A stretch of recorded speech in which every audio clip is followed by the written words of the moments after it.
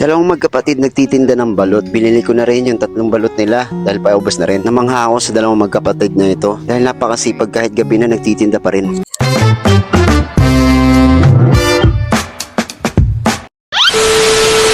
Merong lumapit sa aming bata. Gabi na pero nagtitinda pa rin sila ng balot.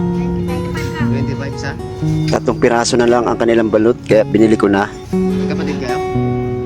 Ha? Napakabait ng mga batang ito dahil nagtutulungan silang magkapatid para makatulong sa kanilang mga magulang. At sakto naman lumapit sila sa amin ay para makauwi na itong mga bata na ito, kinuha ko na yung 3 balot na natira.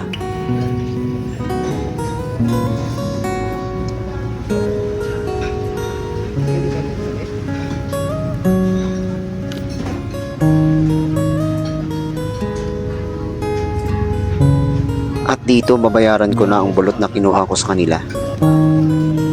So tinanong ko sila kung taga saan sila at ang sagot nila ay taga Santa Ana sila at naglalakad lang talaga sila para lang makabenta sila ng kanilang paninda. At tinanong ko rin sila kung nag-aaral sila at nag-aaral naman daw sila sa San Valley Elementary School. At humingi din ako ng pahintulot sa mga batang ito kung pwede ko silang i-vlog. Baka sakali kasing may makatulong sa kanila na malalaking content creator. Para maraming makatulong kayo nyo, i-vlog natin ha. Okay lang ba? Sige. Sipag nyo kasi. Ikaw panganay. Kapatid kayo? Ha?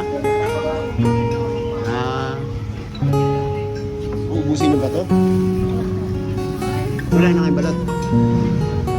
Kaya sa mga batang katulad nila at kaedad nila, tularan nyo ang kasipagan ng magkapatid na ito para makatulong kayo sa inyong mga magulang.